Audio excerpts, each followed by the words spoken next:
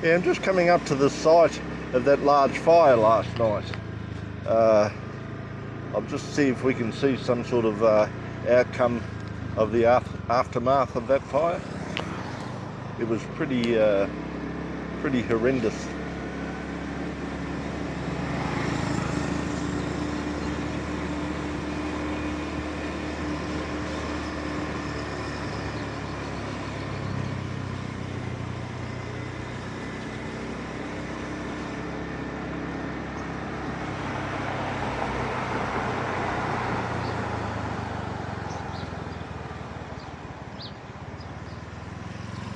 Not too nice at all.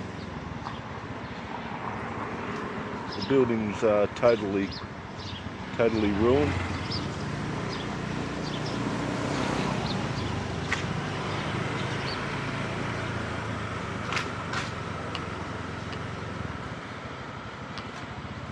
Not sure what sort of business it is, but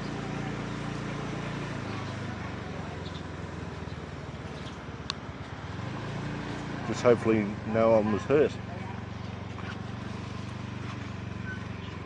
Wow. Totally destroyed.